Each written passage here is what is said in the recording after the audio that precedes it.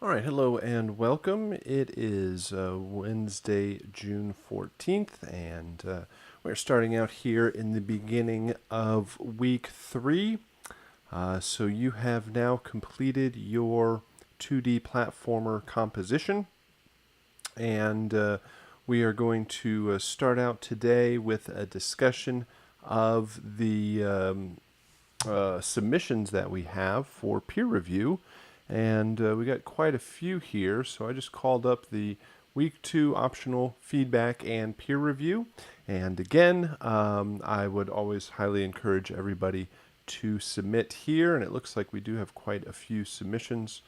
1, 2, 3, 4, 5, 6, 7, 8, 9 videos to look at. 1, 2, 3, 4, 5, 6, 7, 8, 9. Yep, that looks like I have everybody set up there. This is the final submission of 2D Platformer. At this point, you have composed the music, custom soundtrack for the game, created all of the sound effects, got them up and working in the game and tested them out, had an opportunity to do a revision if necessary for music and sound effects. Often once you get it into the game, there is some obvious things that come up where either it's a mix or how the music is working in the game or how the sound effects are being triggered back. And there's often some tweaks that are necessary at that point. So you have or had the opportunity to do a revision pass, and then you rounded everything out with a video capture and the composition description of how you set everything up. So we have a couple of those video captures here to take a look at, and then we will get into our new topics for the month, where we will talk about our new game composition, our new projects for week 3.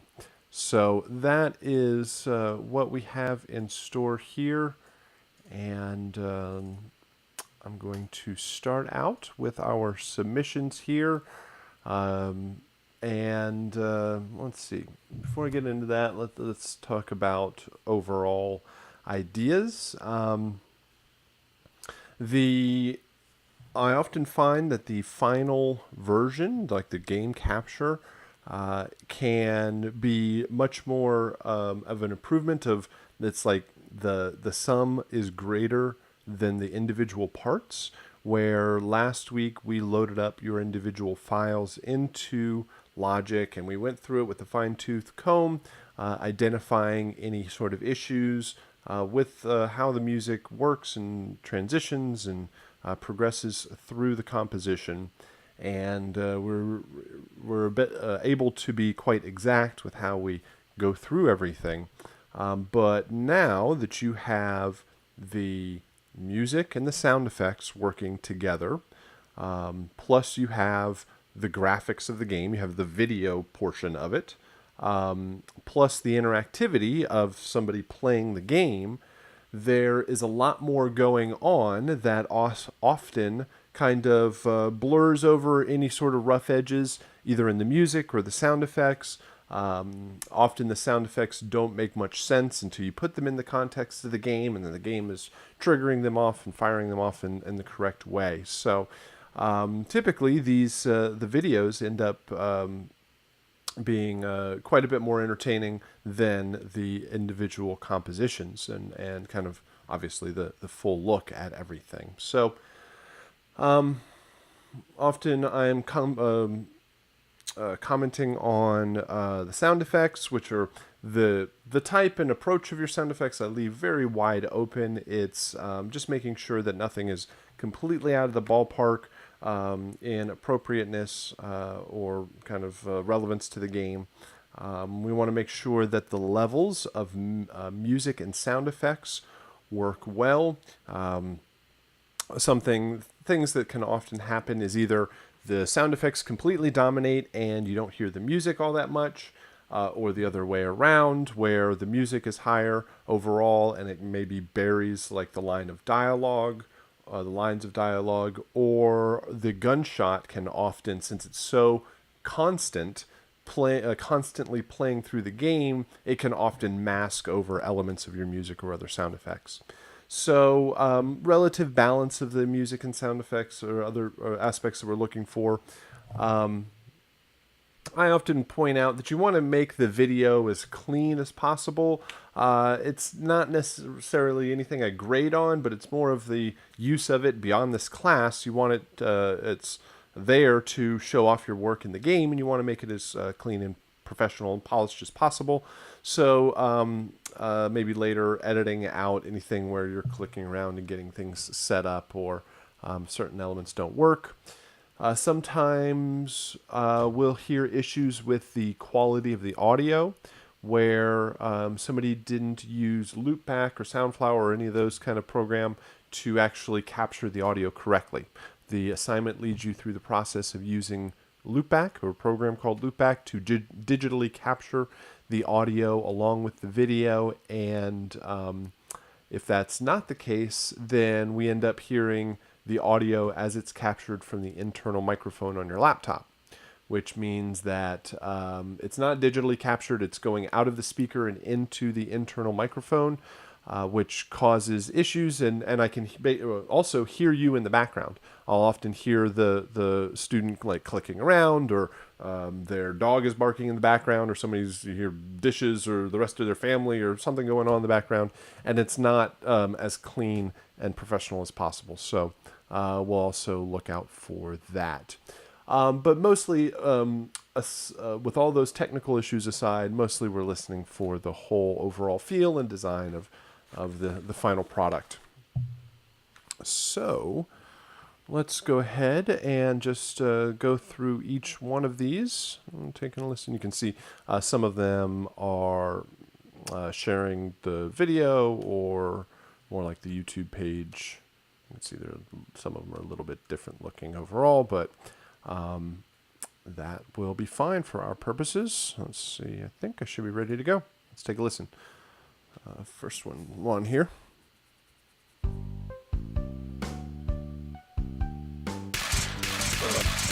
Bring it on.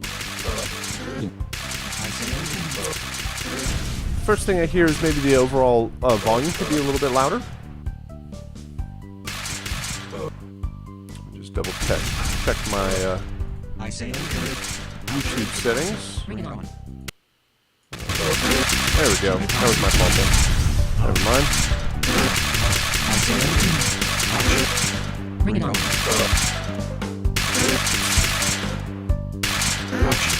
I say open. Alright, one thing that's throwing me off is the lines of dialogue. They seem to be like doubled up, which might be an interesting sound design aspect, but kind of throwing me off initially.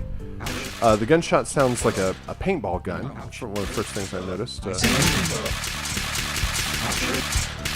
And maybe that gun is maybe a little bit loud overall. Oops, let's go ahead and go back to...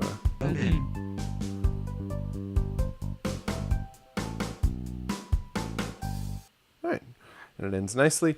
I maybe would... It looks like one playthrough, like you were playing it as the game and waiting to lose all of your health. I would probably die and respawn a couple more times, so you hear the endings and the intros play a couple of times more back to back. I understand that the timing says anywhere between, well, the assignment says 60 seconds. Anywhere between 60 and 90 seconds should be a good amount of time to get everything accomplished. But you do want to not play it as a game so much as just making sure you show off all the different aspects.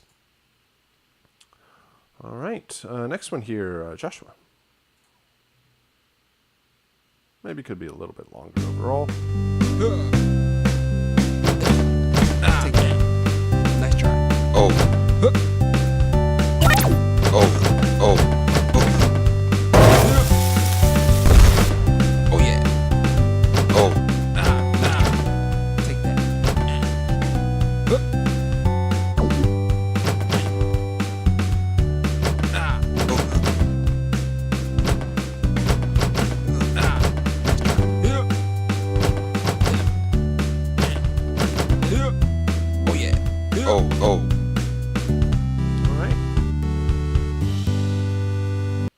Same sort of idea. I would probably show off a couple more pass-throughs and make them kind of go a little bit quicker overall. There's a good mix of music and sound effects here, the overall volume, except for a couple of the sounds stick out. Like that pickup right here, right there. That's a little loud, and the bomb drop, that a bit loud. I think some of the dialogue lines are a little bit low in volume and could come up. But I think the music versus the gunshot works pretty well, and that's like a good balance to aim everything against.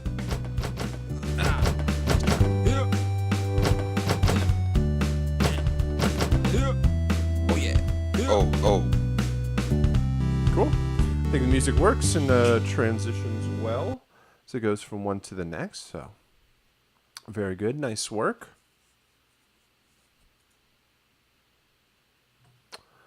DeAndre, let's try our next one here. Check the volume.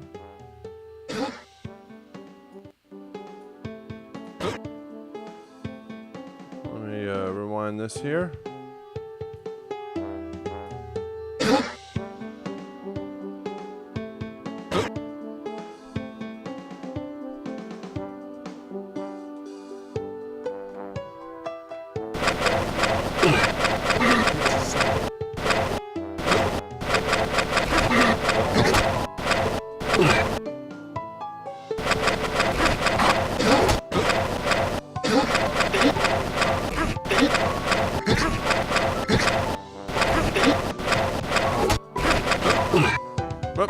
Chased you over there.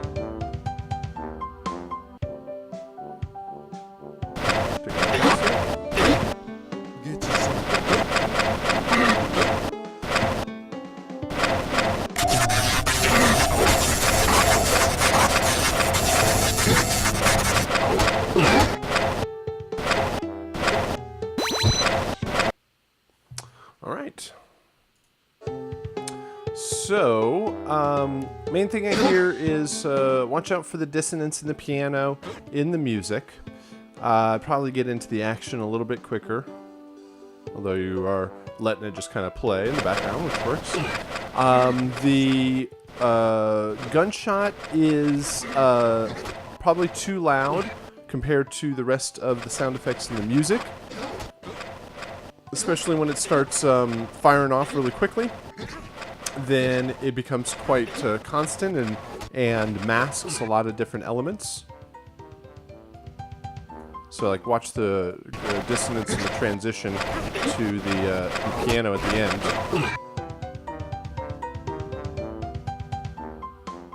Difference between the organ and where the piano's at and where the brass is at. The other thing with the gunshot is the ending of the file gets cut off very quickly. So, and then, so you can hear it, like, where is it? Over here when you're firing it off.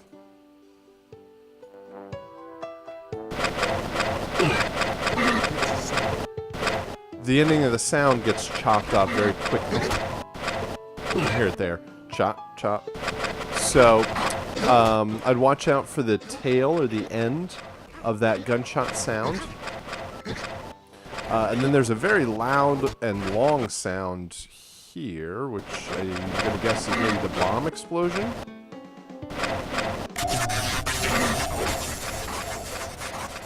Yeah, because I see the bomb exploding effect over on the left-hand side. So that sounds too long and probably needs to be, well, it does need to be adjusted down and kind of watch the level also there.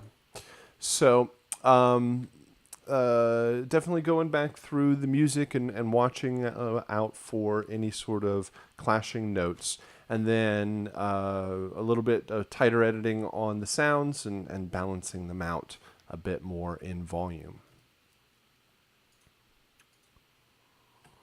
All right. Doing good so far. The next one here, Peter.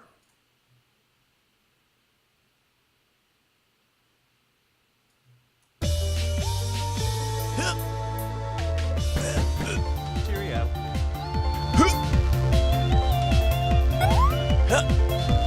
Bombs away. Come on, man.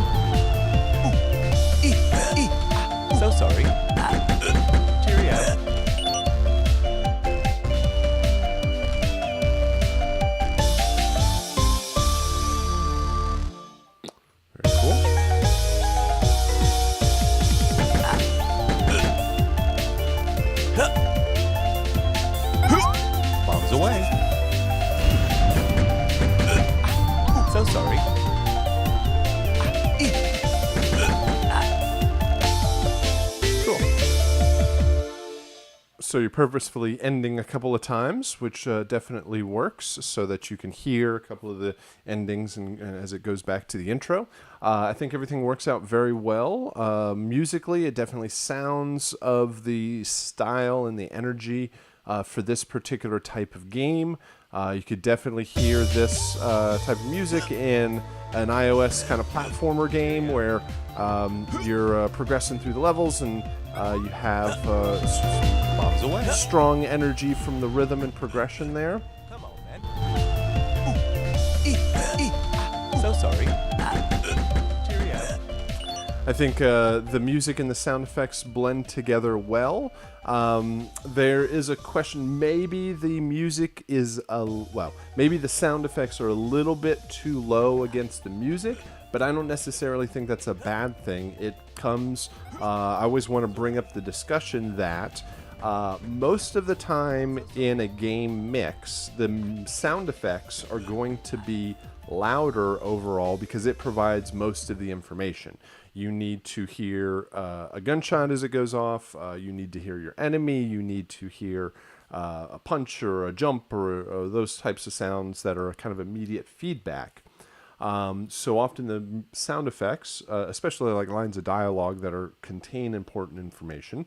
I don't know how important the taunts are, but they're still lines of dialogue that could be important in the game. Those also need to be heard quite well over the music. That is a more kind of straightforward, as it's intended to work in a typical game. However, you're music students and you are showing off your music working in a game. You often want the music to be prevalent and to be heard and to be more of the focus of the overall mix. So when it comes to the levels and the relative volumes of each one of those categories, it becomes more up to discussion. You just shouldn't have one completely burying the other. I think I also have a few. The game capture. I have a screenshot here, which is also very good. So we asked for the screenshots, and you can see there's some good organization there. There's a mention that you do like to go back and add colors and icons, which I also recommend and suggest, but at least structurally, the format of things, you can easily see. I could open up this session and know exactly, okay, there's 3 intros, there's 3 main loops, there's 3 endings, 2 bars, 8 bars, and 2 bars again. So it's a pretty good, easy to read session setup, which of course you could always have more details available there. So excellent. Let's try our next one here. Should be good.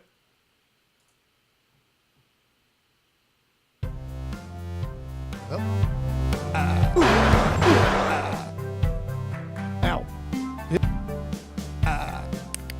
Frag out.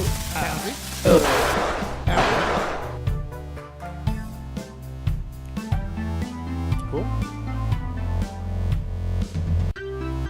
Music ends well. Pouncy. Ow. Intros build.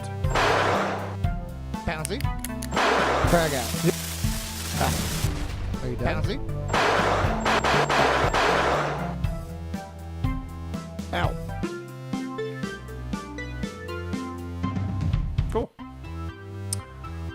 Oh.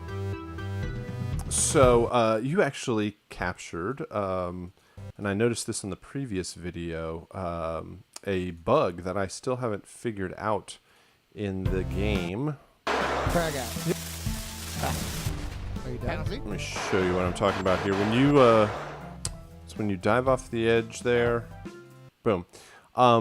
When you die, I don't know if it's every single time, but certain times I've noticed the bus disappears in the background when you either jump off the edge or die or whatever, lose all your health. Where'd it go? And boom, seeing that guy disappeared. And if I go back again to where you do it the second time, this time, Boom, that bus, and it disappears in the background. And I cannot figure out, that's graphics, that's programming, that's a little bit beyond where I'm at. I can make all the music and sound work, but when it comes to disappearing double-decker buses in the background, it's a little beyond my expertise there. But and actually, I noticed it in Peter in your video too. Where does it go? I know this is completely a tangent, but there we go. Boom! See, your bus drives by, and just a pair of wheels go. So, one of these days, I'm going to stop one of the guys over in game design in the hallway and see if they can help me out there. Anyway, again, complete tangent. Sorry about that. The combination, the music works well. Like I said, the music transitioning into the intro from the intros and outros worked well overall. There's a couple of sound effects that seem to get cut off pretty quickly or too quickly. I think that was it. When you jump, Ow. that. It just like gets cut off very quickly. Ow. Hit. So, and I noticed a couple of those. The gunshot sounds a little like out of place, and it's like either the quality of the recording or it needs reverb or something like that. Frag out. It feels like a firing range or something, not outside. I don't know, or it feels like the sample is in a different environment overall. But that's kind of a really small point overall. Yep, there's that chopped up jump again. Frag out. Are you done? But the fuse works, the explosion works, the impacts work, music transitions well. So, just a few things to point out. Oops. Point out with each person's submission. Next one here, Dvora. Let's see.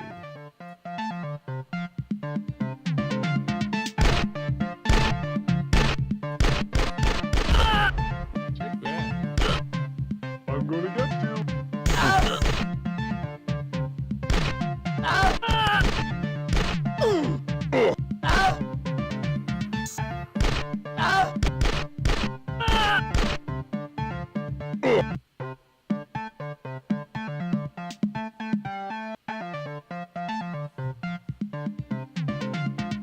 So I'd definitely like to hear more instrumentation in the music. I like the groove of the synth line, and there's a little bit of percussion in there, but a stronger, more straight ahead kick, snare, hi-hat pattern, and then a couple of other instrument layers, bass line, harmonic instrument layers to support that lead synth. Some of the sound effects get cut off also. Like the gunshot. The jumps work.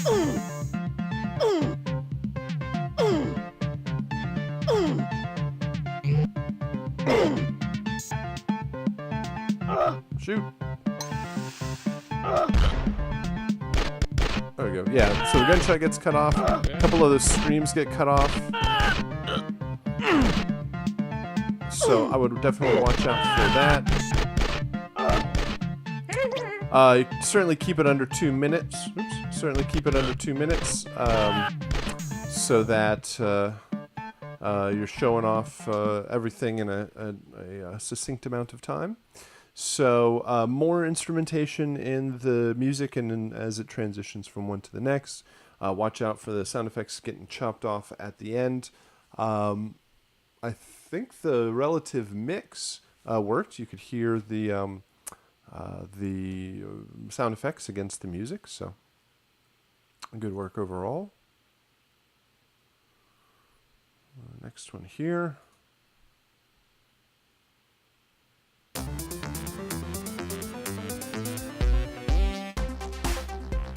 Right. Good build up in the music. Oop. So I would edit all that stuff out and just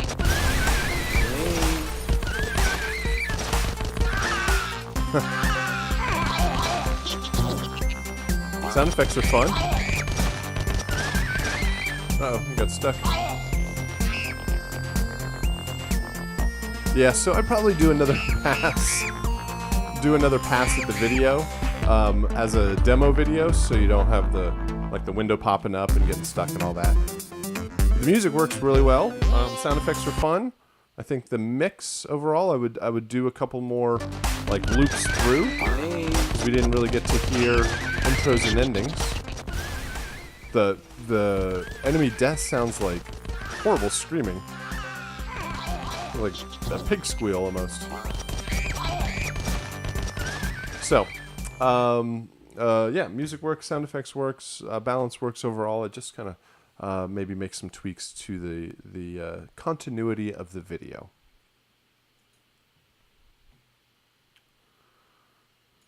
All right, good stuff. All right, I can see this one's 4 minutes already, so you're gonna need to probably cut that down to something a little bit more bite-sized. Yeah. Use your beam. Yep. Probe this. Run.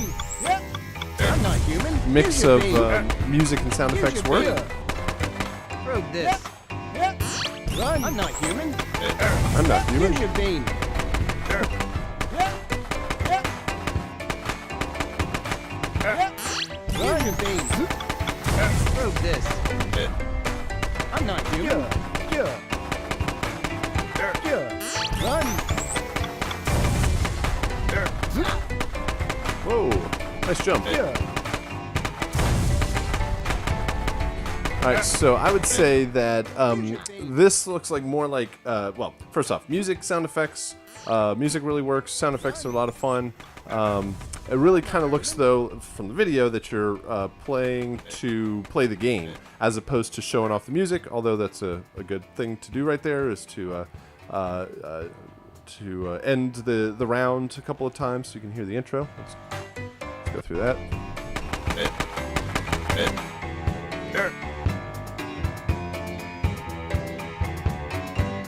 Cool. Start back up. All right.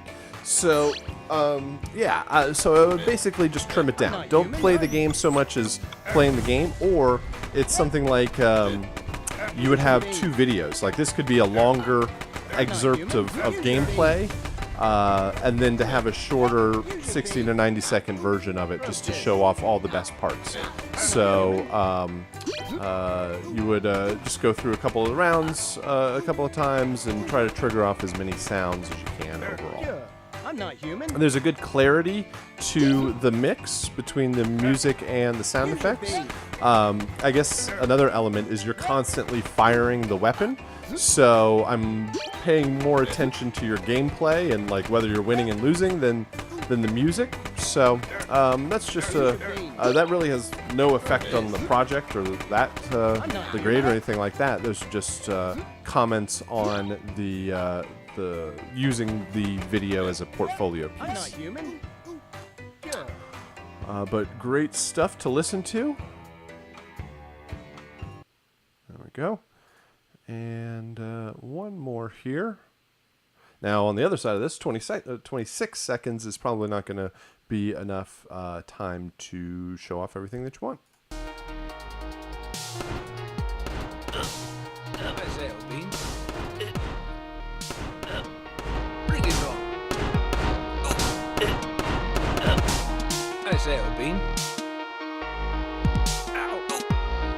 Yeah. So, well, oops. So, okay, it does start right away, but then it ends basically about 15 seconds in. So there's only like 10 to 15 seconds of gameplay in there. So definitely extend the gameplay portion out and show off more things about, I mean, you've demonstrated that it's in there and it's working, but being able to demonstrate all the different sounds and the intros and endings, the multiple different variations of all that. So let's go through.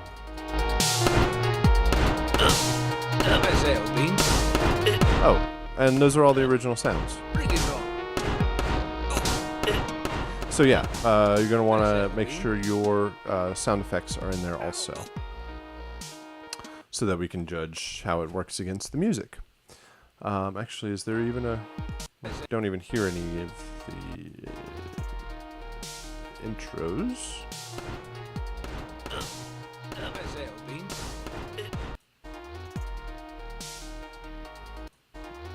Was that?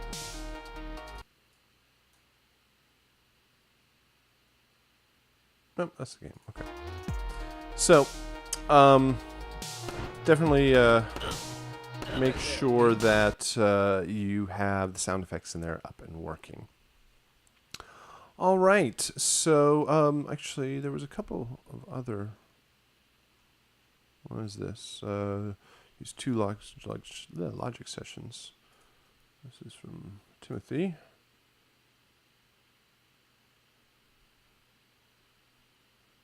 All right, so we have intros. Okay, cool. Intros, main loops, and endings also.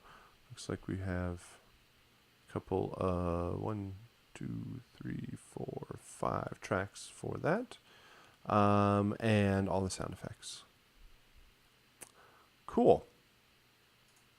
Anybody else? All right, so that is great stuff to check out and listen to.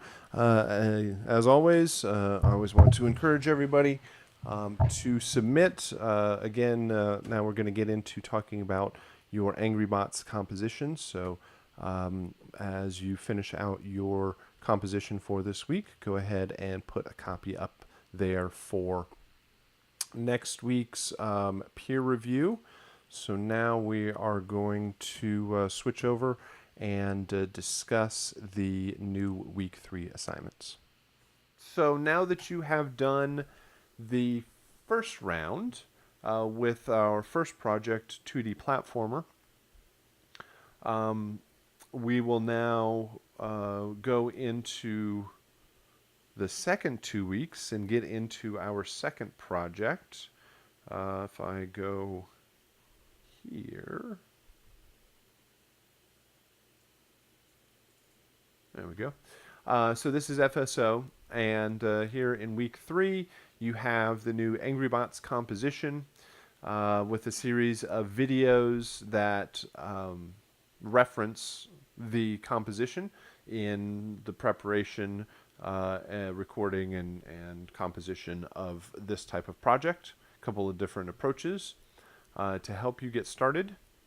Then we have a chiptune composition, where, since we're going to talk a bit about, we did talk about the history of music and technology and genres of music for games. We're going to give you a bit of a taste of that with a particular composition here, where the main restriction is using the original limitations of the original Nintendo system. So we discussed that the NES had 4 basic waveform channels, and you're going to compose a composition using those same restrictions. So I'll discuss that here in a bit. And then we have the opportunity to submit next week for peer review. Had a few more people or different people submit this round, which is always excellent. We always want to encourage everybody, or as many people as possible, to participate, so we can get a variety of different projects there. And then the rest of we got the class and suggested reading material. So that's what we have in store. Let's discuss your project for this week. Our new game called Angry Bots. So as I mentioned, where'd it go? Hopefully you took the opportunity to download this week's game. Maybe you have played it and taken a chance to get a sense of what the game's about. Maybe took a look through the documentation. But a new game this week requires a new style of music and a new music soundtrack and new sound effects. Now that you've gone through the process once, you basically have the structure or the schedule for everything, and we're going to follow very much the same flow for Angry Bots, where this week you'll do the composition, next week you'll do all of the sound design, and you'll put it into the game and create a video capture. So this game, again, is called Angry Bots. It is made by Unity Games using the Unity game engine. We'll talk a bit more about that this week as we dive into some of the technology of getting your music to work actually in the game. And the Unity game engine is a very popular tool to make all sorts of different types of games. If you play a lot of mobile games, iOS and Android games, then more than likely you've played something that's been built on the Unity game engine.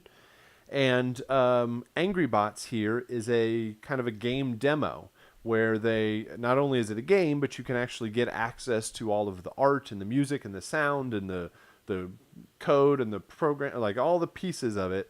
And so the people that were learning art can tear it apart on that side, and the people that are learning code and programming can tear apart a game project like this from that point of view.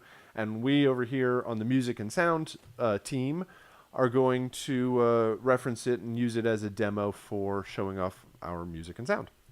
So this type of game, it's a much number one, it's a much more full and complete game. It does actually take like 5 or 10 minutes to get through from beginning to end. It does actually have an end. It is what might be considered like a complete game level of a much larger game. It is kind of certainly a darker and grittier style overall. It's modern and kind of futuristic, a much more intense feel than 2D platformer from last round. It is having this sort of modern approach to the game, or kind of futuristic feel. You are this mercenary who's infiltrating the robot factory, and the robots are certainly not happy that you're there, and so they are there to take you out, and you're going to battle your way deeper and deeper into this factory. So there are battles that are constantly happening, and that's one of the main thing. Well, that is the main thing that we are directing our music from. The main musical idea that we're focused on in this composition is the idea of ambient and action.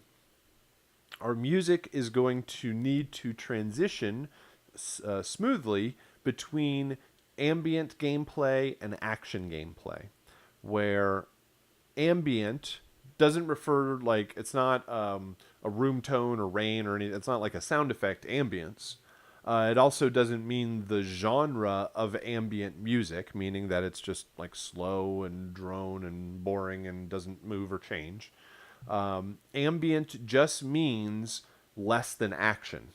There's no battle going on at that point.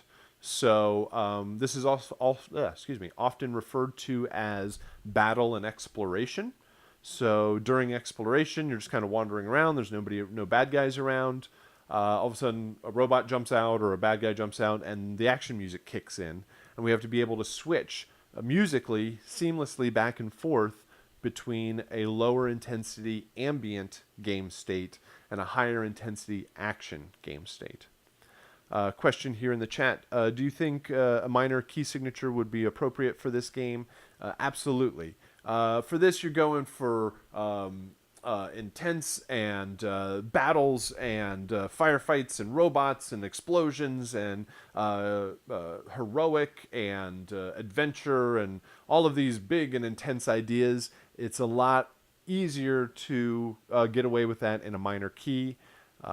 Even with some kind of diminished tonality to it, where it you can get that intensity and that tension from a minor key. versus with a major key, it's going to be sometimes what I'll get in the music is it's like too laid back and chill or happy. That's the problem with a major key in this instance. Unless you're going for strictly heroic and I've already won and beat the game, then a major key works can work a bit better. But sometimes what I get is, hey, maybe the robots aren't so bad with this music, or I get like happy dance party with the music where it's upbeat and like a strong dance beat, but it's still like not too dark and intense, and like you have to imagine that these robots are chasing you with lasers and rocket launchers, and they are really mad that you're there, and certainly you're there to defeat them, and nobody's happy about it. So you want to avoid anything that's too slow or laid back or easy or happy or too silly or anything like that. You want to make sure that you're going for that tension, that intensity, that aggressiveness, that action feel as you go back and forth.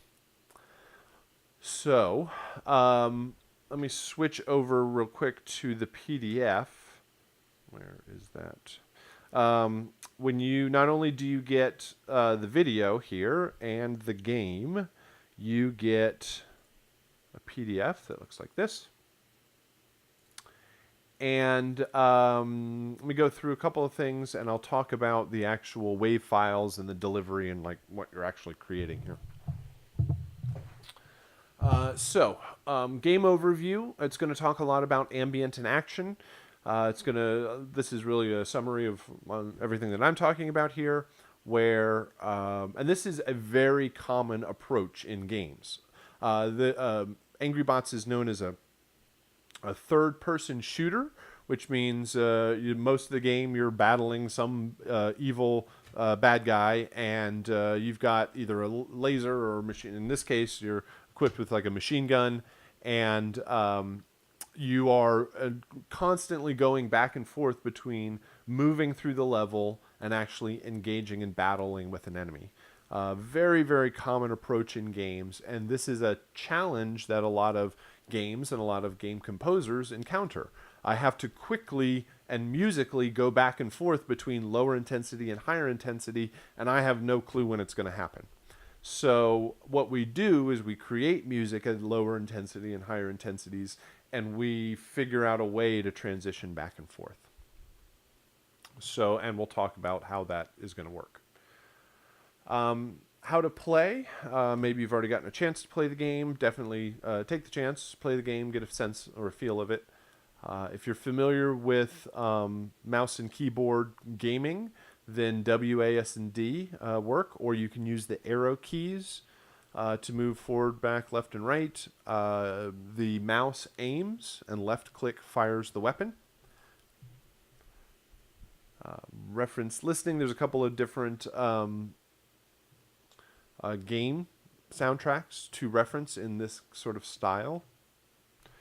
Musical style, high-end energy, over-the-top music production style, like fast electronic or epic metal. Big, loud, strong, intense music styles definitely help this composition, this project. So rock, metal, electronic, heavy orchestral, that type of instrumentation will work. Synths, large pads, driving bass lines, gated effects, sweeping filters, bouncing delays, fast percussion, heavy distorted guitars, big fast drums, large brass and strings, cymbal swells. All of those are just big, loud, strong, impactful instruments. So that is the main theme, the main aesthetic that we're going for. Music system, more about ambient and action, and I'll take you on a play-by-play here in a little bit. And also I got some examples to show off with screenshots and a bit of information about each one of the cues. And here at the asset list. All right, so ultimately what you will be delivering are 7 audio files, and they are an ambient loop that is going to be over a minute long. All of these are going to be 16-bit 44.1 stereo files. Ambient loop, then 3 action loops. They're each going to be 8 bars. The ambient loop is heard when you are not battling with one of the robots. The action cues are heard when you are battling with one of the robots. And there are 3 different types of robots. Each gets their own individual action theme. Those action themes are only 8 bars. You might have noticed in the video that the battles are really quite short. You don't have to, it doesn't really take all that long to actually defeat one of these robots. So you want to make sure that the music doesn't constantly jump in and jump out and on and off. So we'll have to address that aspect of it. But the 8 bars, most of the battles are not going to even make it through 8 bars of music. Or even if it just loops one time, that'll take up most of the battles. So beyond, these are the main 4 pieces of music that's mostly going to be heard. Music stingers. The stingers are there. Notice that they're really short, only 1 to 3 seconds, and they are strong, sharp impacts that are meant to hide the transition between ambient and action. So let me take a moment here. I'm going to go back to the video and give you the play-by-play of how this is going to work. Actually, let me take one quick pause here before we get into this and let the video roll. Let me know if you have any questions so far.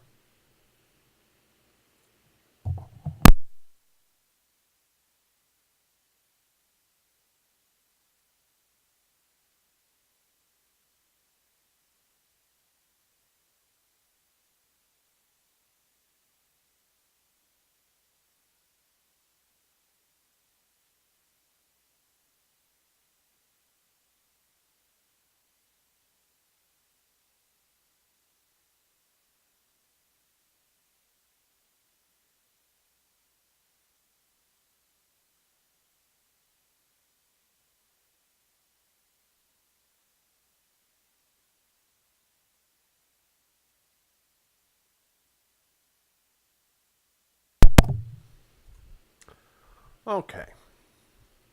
Let me back this up here. So, I'm going to start talking about the ambient and the action cues first. We have one ambient cue that is a minute long. It's the longest file because it's going to be heard most often. Then your 3 action cues, those are each 8 bars long. And those happen when the battles happen.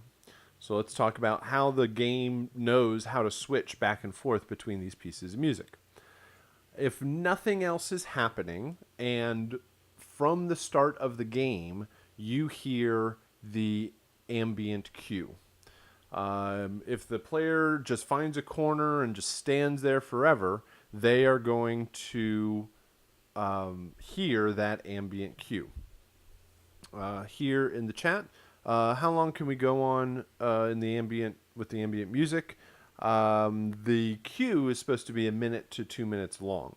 I have some examples, and I'll kind of discuss more of the content and what they might sound like here in a bit. The ambient, so if nothing else is happening, they're going to hear that ambient cue. So that's why it's so long. If they just stand around doing nothing, it's just going to keep going around and around. So then, how does the game know when to switch to action? And then how does the game know when to switch back to ambient?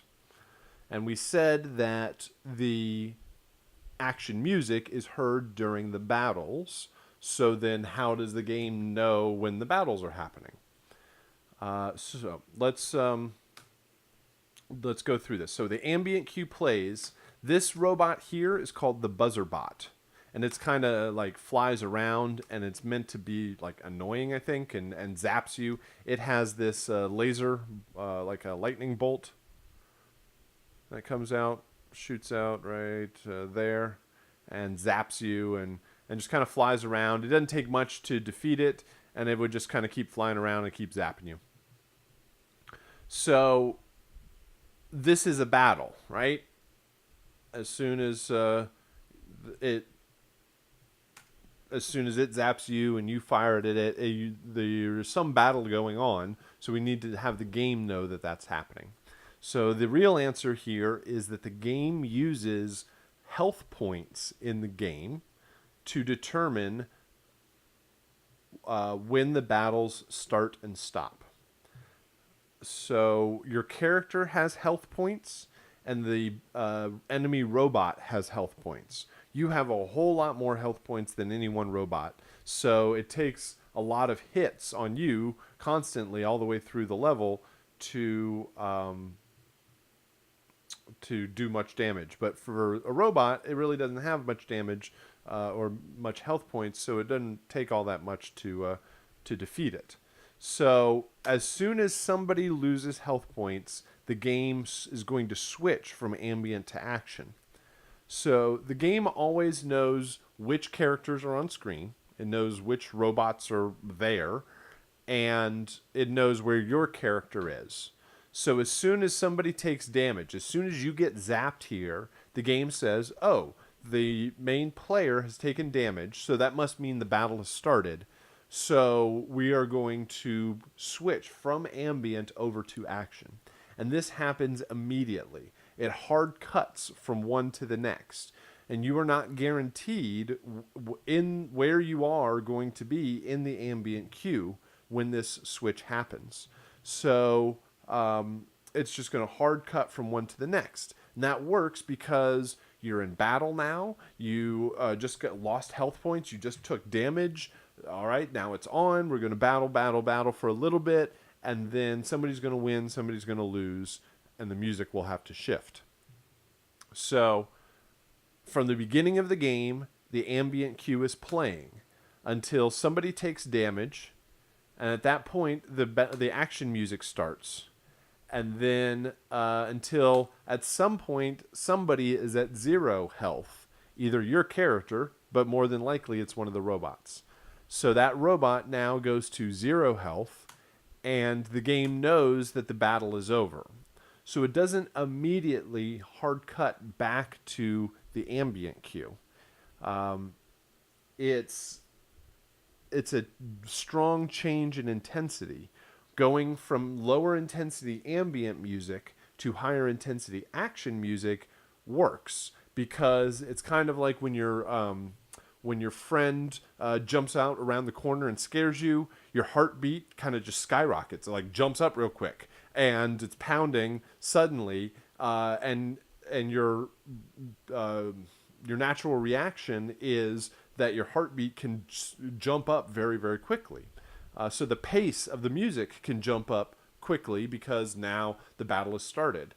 But when your friend jumps out and you realize, oh, it's just your friend and there's no danger, well, your heartbeat doesn't just drop back to where it was. You have to breathe a little bit and calm yourself down, and it returns back to where it was. So we're going to do the same thing with the music. Going from ambient into action, from lower intensity to higher intensity, we're just going to make a sudden jump up. But when the battle is over and you're going from high intensity to low intensity music, we're going to slowly crossfade over 3 seconds to return it back down to normal before the next battle starts.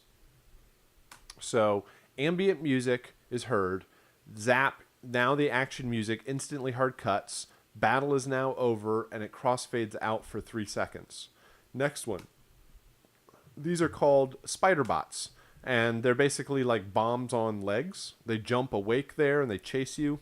They don't have any attack until they get close enough, and then they just kind of explode. So same sort of thing here. When these guys jump awake like that, they kind of light up. You can see here, this guy jumps, just kind of like pops up. Then the action music immediately starts.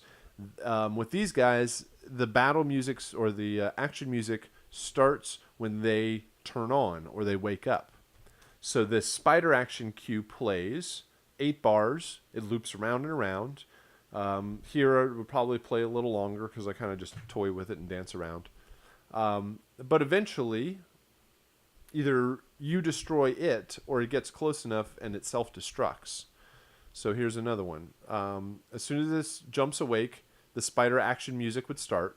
The battle goes until it's over, and then after 3 seconds, it fades back to the ambient cue. And then as the player progresses through and explores through the level, they're going to hear the ambient cue until the next robot, as this guy jumps awake, then it switches to the spider music instantly, battle's over, and over 3 seconds it fades back.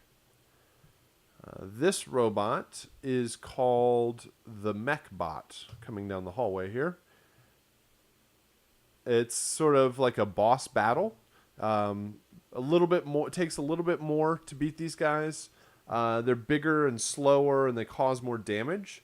So typically, this is going to be the biggest, strongest part of your composition. These guys are going to be big and have big percussion and drums and strong bass lines and loud, rhythmic, powerful music. With this composition, you can have more variation in the instruments than you did in 2D platformer. When we talked about 2D platformer, we said that all of the cues need to have similar instrumentation so that it seems consistent and almost invisible as it jumps from one to the next. With this one, you should have more change and variation in the instruments that you choose from your spider action cue and your buzzer action cue and your mech action cue. You should have instrumentation that represents each one of these robots. So even if it's not on screen yet, you still can hear it and you know which one's coming for you. So your choice of instruments will match the overall approach or style of that particular robot. So let's listen to some examples here. And I will also talk about the stingers.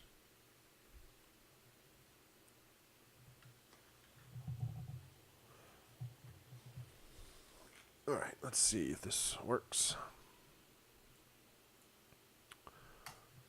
So what I have here, these are 4 student submissions. This first column over here are ambient cues. They're about a minute long, minute to 2 minutes, and they are set up or meant to loop. Over here I have action cues. These are each 8 bars long, and each cue represents its own robot. So the instruments and the melodic theme and the rhythms should sort of reflect the feel of that particular robot coming after you. And over here, these are stingers. I'm going to talk a bit more about these as we listen to them and figure out what their use is. So we'll start here with the first ambient cue.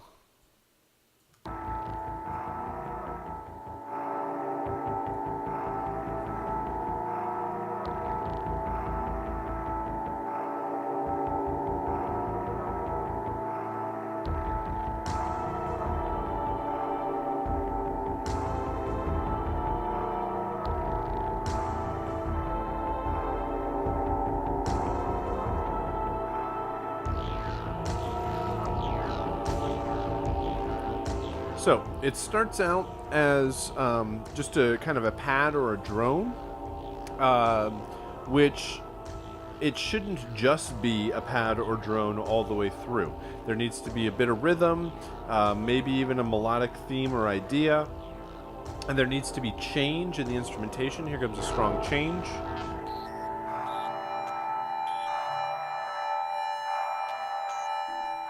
So sometimes I discuss the ambient cue could be thought of more like musical sound design.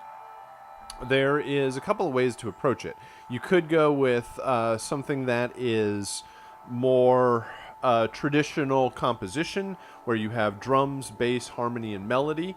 and use and develop those ideas over the minute cue, or you could use it as more texture and tones, taking more of a musical sound design approach. So it is using musical instruments, using synths, using effects and processing to create more of an interesting soundscape overall that might include or probably should include a bit of rhythm. Do you have having a little bit of percussion or rhythm in there foreshadows the pace that you have coming up in the action cues. So change and development, one of the biggest things that I find when grading these is that the instrumentation, once it's established in the ambient cue, doesn't really change all that much. So you want to make sure that you have variation and development over the course of the cue. With the action loops, or the action cues, these are set up to loop. They are 8 bars. They need to be strong and intense. One of the main things we're listening for compositionally is making sure that the action cues are the loudest and strongest portion of your mix. However big and loud and strong you make the ambient cue, your action cues just need to be even bigger and louder and stronger. So typically full drum kit or strong kick snare pattern, a memorable lead that is recognizable for that particular robot, powerful bass lines. Intensity is the main thing that we're listening for. So here are, we have one 8-bar cue for the buzzer cue, we have one for the mech, and we have one for Spider.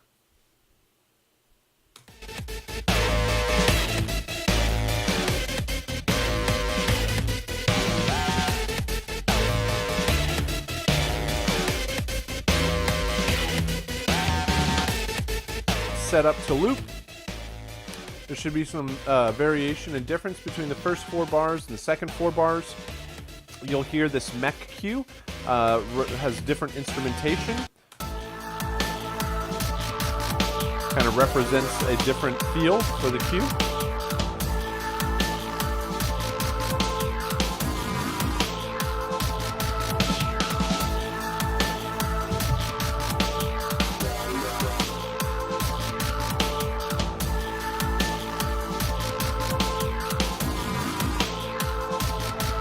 Third one here, Spider.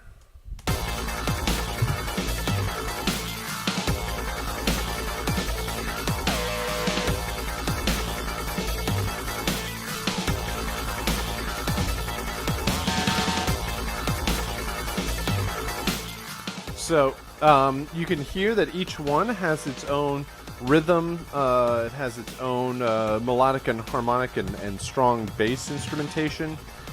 So these are going to create a particular voice or theme for that robot.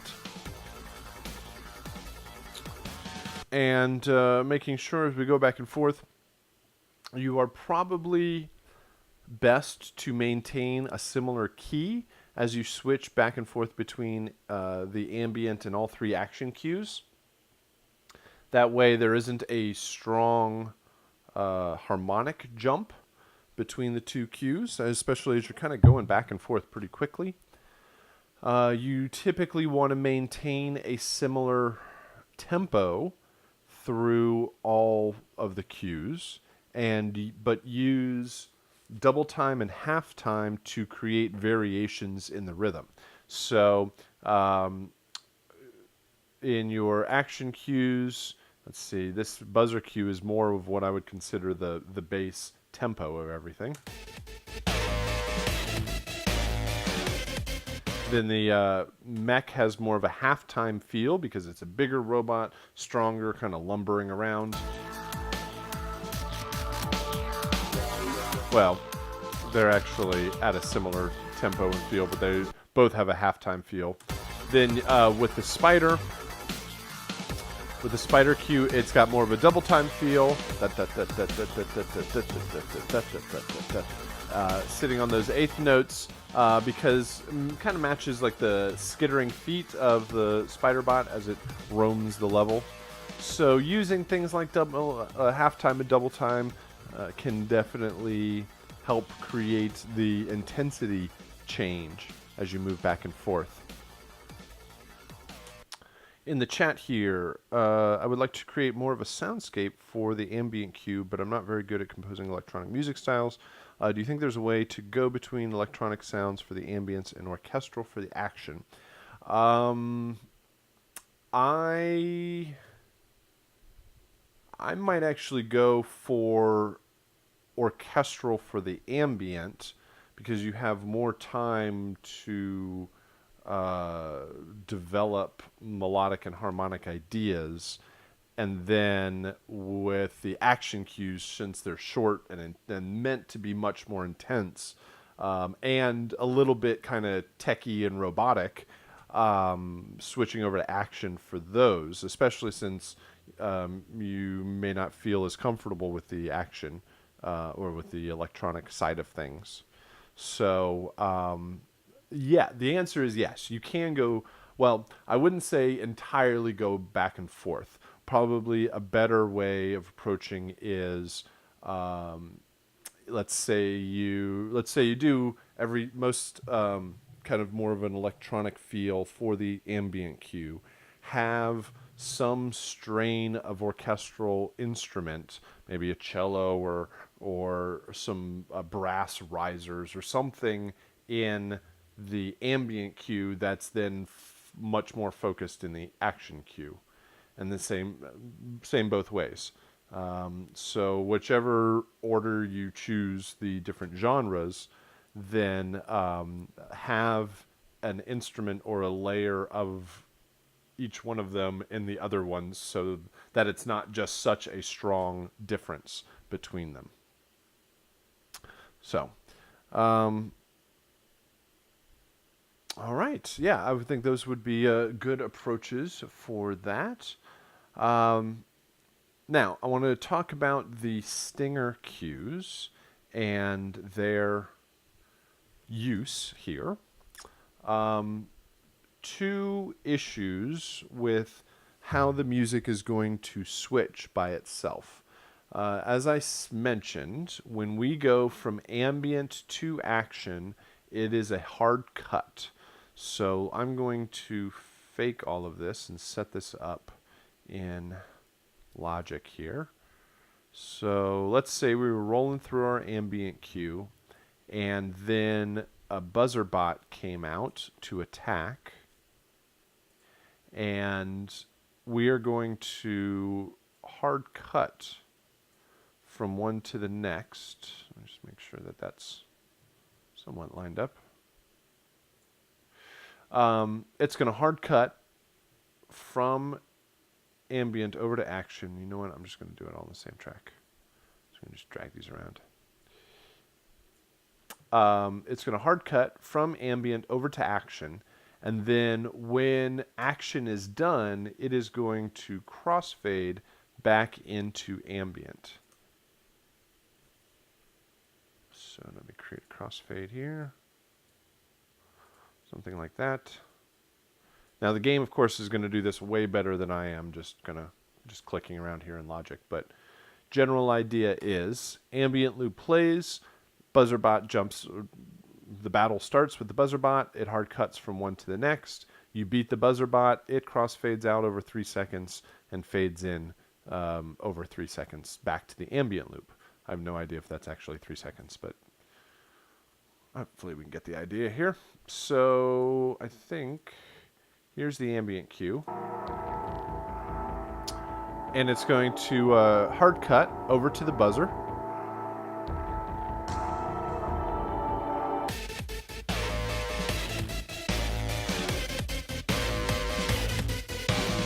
And the battle's over, and it's going to crossfade back to ambient.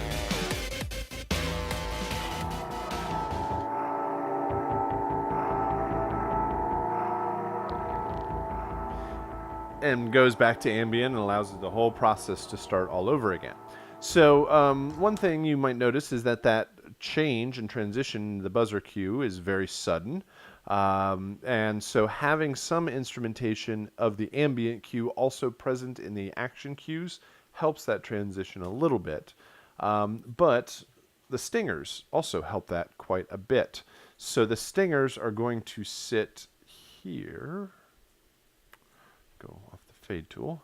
They're going to sit right, oh my goodness, I lost it. Right where the action cue comes in.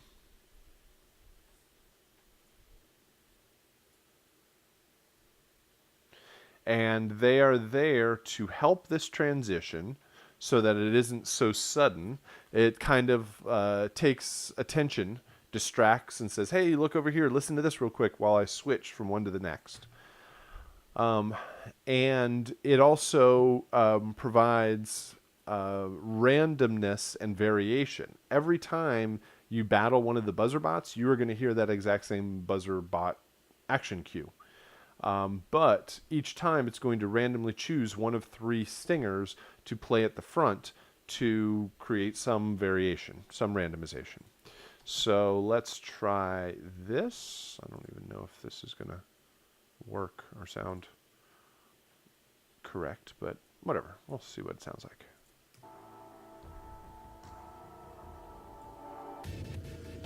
And it sounds very, very quiet. That's what it sounds like.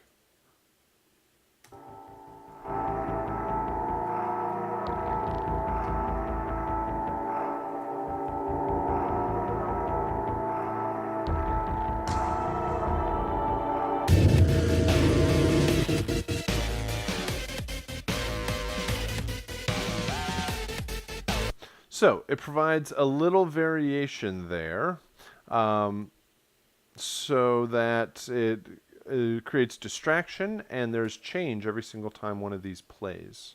Yeah. So you got that. You got one there. Got one there. This is less than exciting. This one's kind of less than exciting. This one works very well. So a stinger should be a short, sharp impact that using musical instrumentation. It should not have anything rhythmic or harmonic or melodic, because that can run the issue of clashing with the action cues. So you want to make sure that it hits really hard and then gets out of the way very quickly. Here's some other stingers. This is a bad example of a stinger, right? That's just like a short 90s orchestra hit.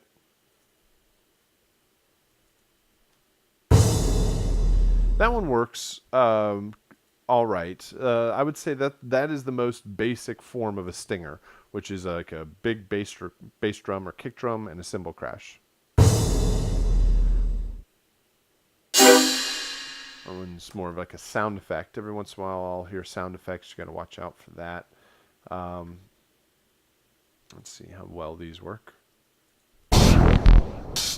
These work well. These are more like, if you're familiar with EDM drops, big builds and impacts with kicks and cymbal crashes and turnarounds, there should be, those are very good kind of templates for this kind of sound. They should not be a musical phrase like this. This is another bad example.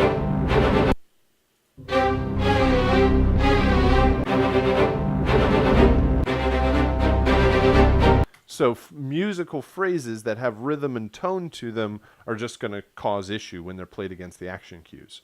So something that's quick, something that has a sharp, strong impact at the front, something typically with a big bass hit or bass drop in it, something with often a cymbal crash works, and then some cool modulating sound that either kind of twists and turns or gates or stutters or there's all sorts of fun effects that you can use right along with it. So stingers, again, are there to cause distraction and create some variation in the playback of your music. Let me try some other ones here.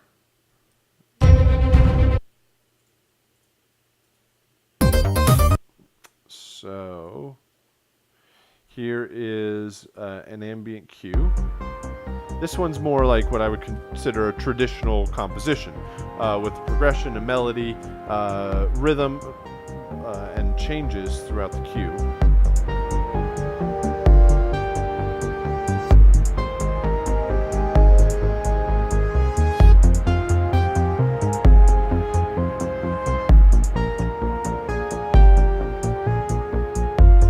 And then there is, here's the action cues. So you make sure that it brings up the intensity and pace of the music.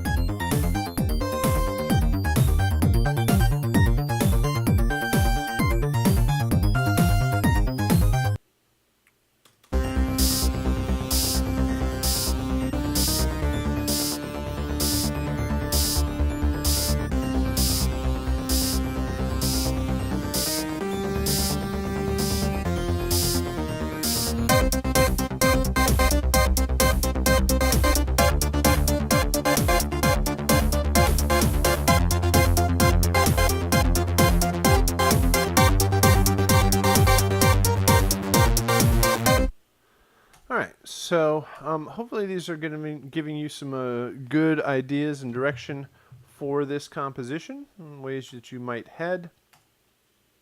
Other ideas here. Make sure your composition matches the genre of the game. Again, it's much more of a stylistic approach than 2D platformer. We did leave 2D platformer a bit more wide open to your compositional approach to it. So this make sure you match the style and feel. Ambient and action need to transition immediately. So keeping the same rhythm, key, and similar instrumentation between both helps that process. Action transitions back to ambient after 3 seconds. You don't know when anything is going to be triggered, so watch out for timing differences. Tempo changes, time signature changes, all of that cause just rhythmic hardships in your composition. Most of the rest of that is stuff that is pretty standard. Okay, so take a look through the PDF, watch the video, play the game, start getting some compositional ideas together. And I failed to mention, actually, let me go back to FSO here. I didn't even talk about the fact that none of this is actually due this Sunday. We have spring break next weekend. So I'm sure we're all going to the beach and partying all the time. And no, I'm sure you're at home practicing your scales and your chord progressions and being a good student. Whatever you end up doing on spring break, or maybe just sleeping, whatever. Then you don't actually have your homework due this Sunday. It is due the 23rd, the Sunday after spring break. So also no class next week. We will meet back up in week 4, but that did just the schedule did remind me that we don't have anything due directly this week. So maybe you work on this for a little while, and you also work on our other composition for this week, your chiptune composition. So as I mentioned, we talked a bit about the history of game consoles and different music genres, the technology and the music and the capabilities of games over the different decades. And you're already getting a feel for what it's like to compose for modern games and modern styles. But to give you a sense of where we are at now, we're going to go all the way back to where this began, so you can see what some of the ideas and challenges that they were dealing with then, even are still some of the same challenges we deal with today. But you are going to compose in the style of what is commonly known as 8-bit chiptune music, or also sometimes known as Nintendo music, because it sounds very much in the style and limitations of the original Nintendo system. So in our discussion last week, we said that most of the melody and harmony and rhythm of these original Nintendo soundtracks were created with 4 basic waveforms. There was a 5th sample channel that was used, but most of that was also can be used for sound effects. So a lot of the melody and harmony and rhythm was done with these 4 basic channels, and those are 2 pulse wave channels or square waves, 1 triangle channel, which was mostly for bass, and 1 noise channel, that white noise channel, that was for percussion. So provided with this assignment, you get the PDF that kind of outlines everything. But provided with this assignment, you get a logic session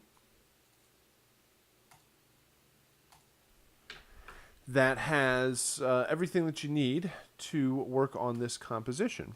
And so mainly we're concerned with the restrictions, like composing within the restrictions of the original Nintendo.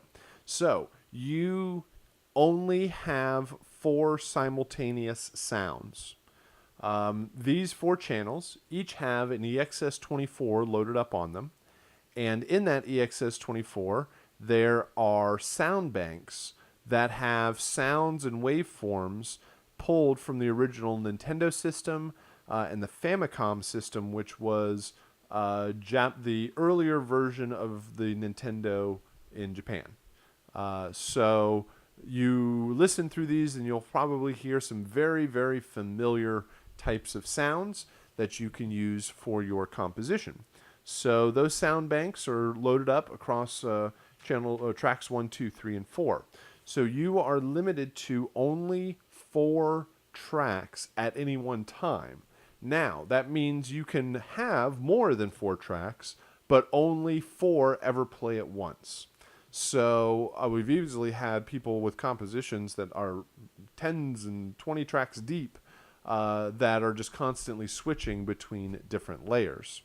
So, and the original Nintendo could do this. It only could play 4 sounds simultaneously, but it could switch between the timbre or the tone of those sounds very, very quickly.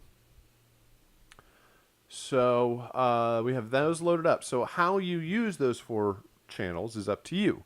Another requirement of this project is you have to have drums, you have to have a melody, and you have to change the sound or the tone of that lead melody at some point in the composition. So you need to have drums, you need to have melody. That means you have 2 channels left. That means you can have drums, bass, harmony, melody. You could have drums, bass, melody, counter melody. You could have drums, harmony, melody, melody. There's all sorts of fun combinations. So what instruments you choose, up to you, with the limitation or with the restriction. You have to have drums, you have to have melody. Then what else? What other? You can change your lead sound. You can have multiple sounds, but only 4 at any one time. When we started this composition, when we started this project, I was kind of worried about the quality of the compositions because the sounds are so bad, quote unquote bad, that that it would end up sounding like I don't know, like Fisher Price music or something really cheesy overall. And I found that compositionally, these are some of the best projects because this, again, since the sounds are so bad, you are kind of focused on using harmony and melody to create more interesting compositions. I think some of the maybe drawbacks of having almost endless choices in your DAW is a lot of people, they spend a lot of time when they're starting to write music just switching between sounds, switching between presets, trying to find a cool and interesting sound. And once they find that sound, then they write a melody around whatever that sound is, versus the other way around, of writing a melody first compositionally and then determining what sound you actually want it to sound like. Well, in this composition, the sounds are so bad that's not really much of the concern. So you're focused so much more on harmony and melody, you end up getting some pretty strong results. So I have a couple of examples here that I want to play, and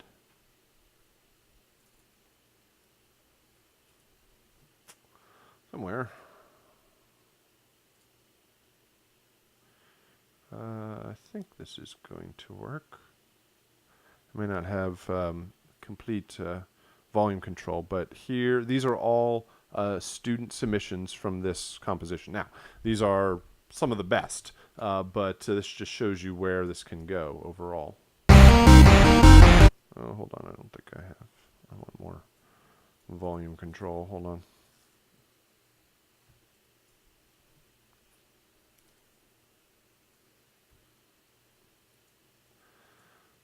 Let's try this.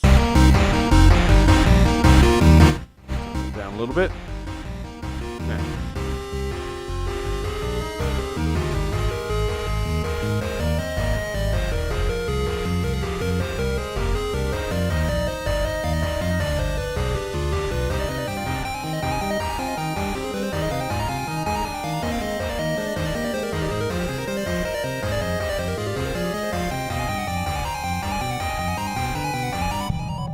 Especially a part like this.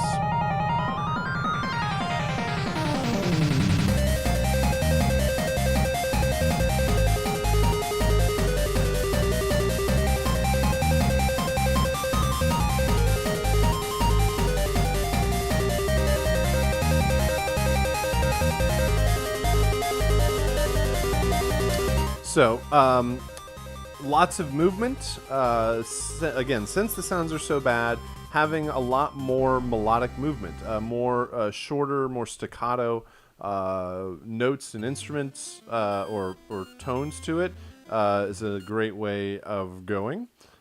So faster, more staccato compositions allows for enough movement that you don't sit there and sustain on a bad sounding sound too long.